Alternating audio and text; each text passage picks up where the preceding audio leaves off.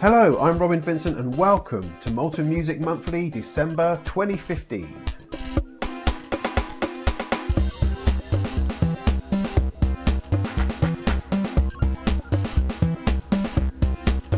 The weather in the wilds of Norfolk is atrocious, so we're back here in my kitchen and we're on our way to Christmas. Yay! So this month I've been searching out the best gifts for the music technology lover in your life for under, say, 100 quid, which is quite an ask really, because most of the gear we like is really expensive. We've also got the Surface Pro Audio Kickstarter campaign, we've got the best Windows 10 music making apps, and a super monster prize giveaway. So what's this Kickstarter thing all about then? Well, over at surfaceproaudio.com, for the past year I've been making videos on the Surface Pro 3, videos that get dropped into the Molten Music Technology YouTube channel.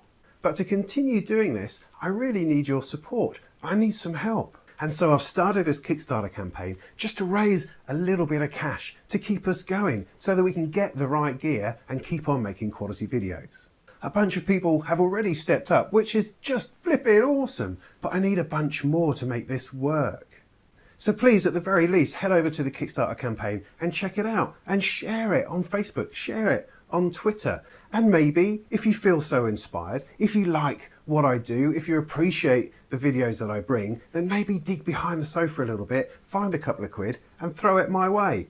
You could sort of see it as buying me a virtual beer. You know, that would be awesome. I'm not trying to make a load of money, I just need some help in getting the right gear together to continue making the videos that I do.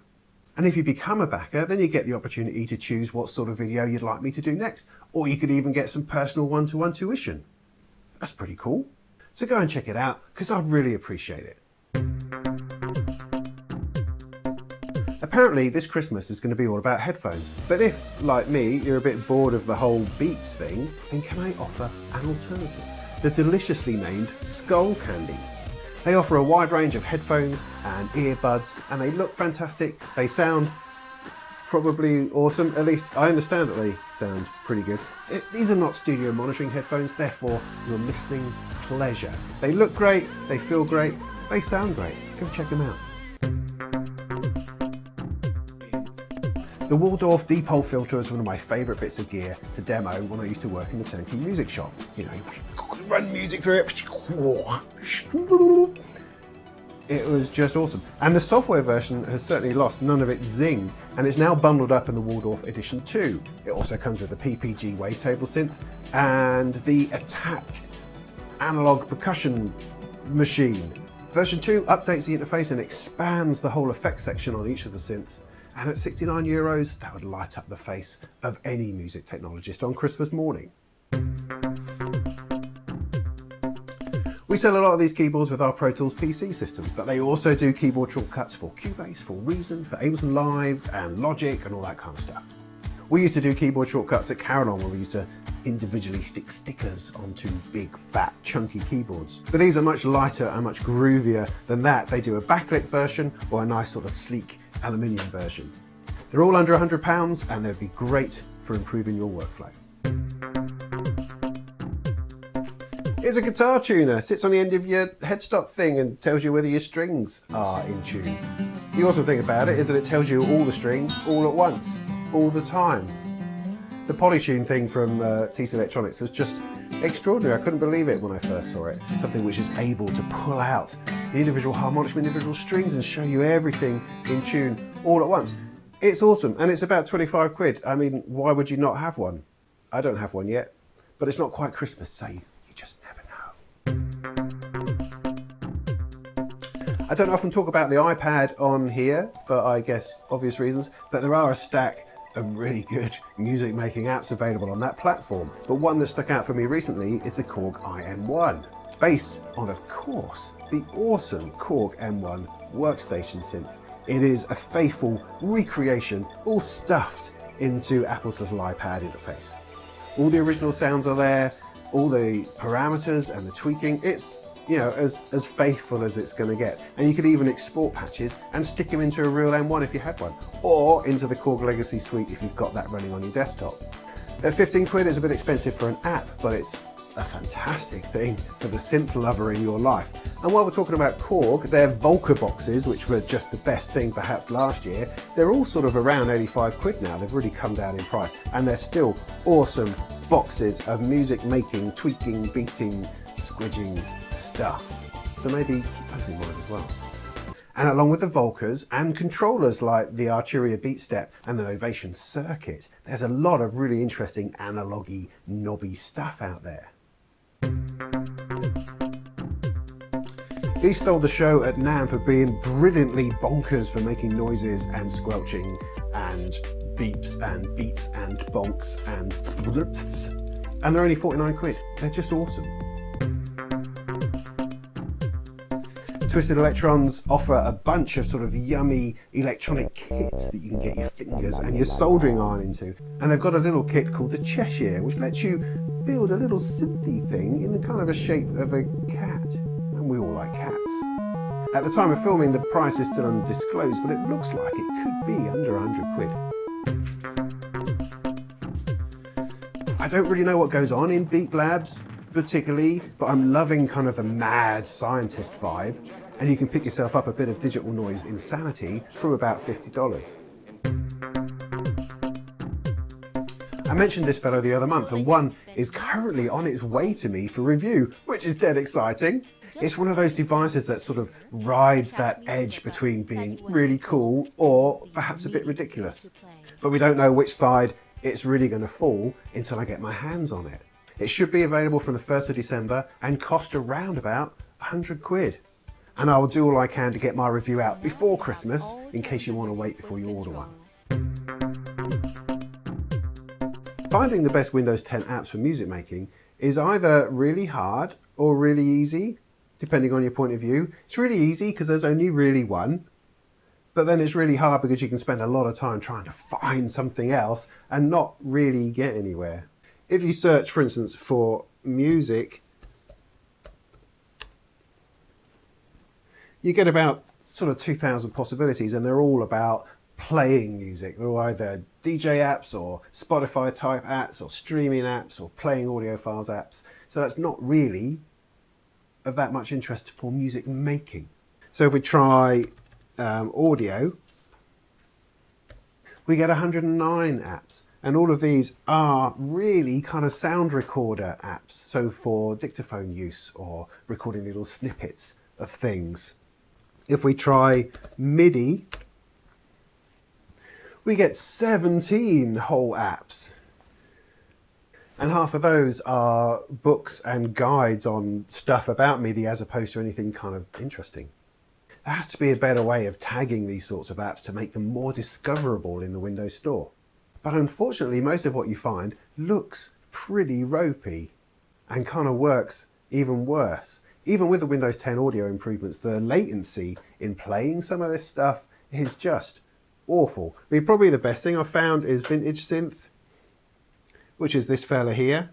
It looks okay. It doesn't sound too bad. All the controls work and do what they're supposed to, but you still got a bit of lag going on there. And it also takes advantage of the new MIDI API and lets you play it directly from a keyboard. So, you know, that's about as good as it gets. I mean, the quality of some of these apps make you think that this is some kind of Android knockoff. But the thing is, and this is really important, that no one actually needs Windows 10 apps for music production. But why, I hear you say? Look at the iPad, all those lovely synths and bits of software. Yeah, it's an illusion. It's an illusion brought on by this iPad ecosystem that people seem to think is so awesome.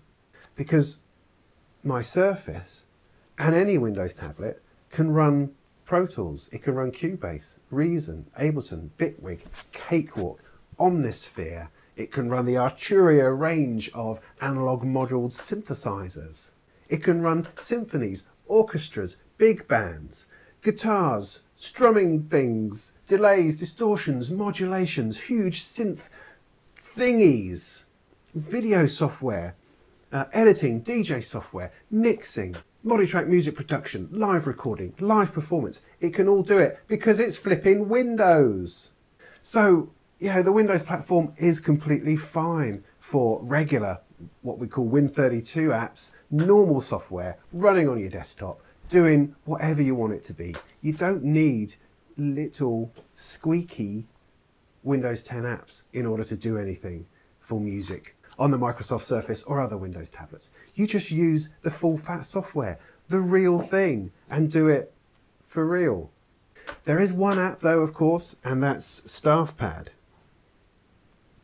StaffPad is just the most amazing app ever for music, really, and totally encapsulates what's good about the Microsoft Surface and the digital pen, because it enables you to write music directly on the screen like nothing else can. It also contains an orchestra within, so it will play back stuff. The iPad Pro can't possibly cope with that kind of processing, and so the Surface with a pen is the only place where StaffPad is going to show what it can really do. Film of the month then, Star Wars. And finally, the Super Mega Prize giveaway. Oh! Yeah, we've got a load of stuff to give away. It's amazing. I've got a copy of FL Studio, I've got a copy of Bigwig, got a copy of Stage Light and StaffPad. Those 4 to give away as a first prize. And then I've got second prize, third prize, and even a couple of more Stage Lights to give away. It's amazing. It's like thousands of pounds of dollars, billions of dollars worth of software, almost. So why are we doing it? Well, it's there to promote the Kickstarter I talked about earlier. Yeah, all these software companies think that I do a pretty decent job and have given me this software in order to help promote the Kickstarter campaign. We can't, unfortunately, sell the software in order to raise the money. That's not quite right somehow. It needs to come from you, the watchers, the listeners, the people who are entertained by these videos. That's where the support needs to come from. But in order to reward that support, we're giving away all this software. The first prize comes with the all plugins bundle of FL Studio, which is amazing. That's about sort of £600-700 all by itself. Plus the full version of Bitwig, plus the brand new version of Stage Light, which is out very, very soon. And that's the Ultimate Edition, so it contains a whole load of stuff, and a fully working version of StaffPad. That's the first prize. That's awesome. For all the prize details, go and check out a link. So what is it you have to do? Well, you just have to share, you have to follow, you have to like, all that kind of thing. Up to 5 entries per person. So the more that you do, the more sharing and stuff that you do, we'll pick that up and we'll enter your name more than once. It could not be simpler. But not only that, I've got something extra special, which I'm going to tell you first, our YouTube subscribers, is that Microsoft UK have given me a Surface Pro 3 to put into the prize draw. A Surface Pro 3, one of these, one of the fellas I've been talking about all this time, so that you can run all of this awesome software directly on it. So I don't know the specs yet, I don't have it in my hands yet, but it's not on the website and I'm not going to talk about it on the website or promote it until it's actually in my hands. So you get the heads up first. So get over to the competition website, check out what you've got to do, share and tweet and have a look at the Kickstarter, and you could be in for a mammoth prize of not just a bundle of awesome software, but a Surface Pro 3 to run it on. Wow! The competition closes on the 17th of December at the same time that the Kickstarter finishes, and so someone is going to have a very Merry Christmas indeed. But all of that is fairly pointless if we don't make our terribly humble £1,300 goal on Kickstarter. So come on people, if you would ever consider buying me a pint in a pub, then just throw us a couple of quid. That would be awesome. Until next time, make some Christmas tunes.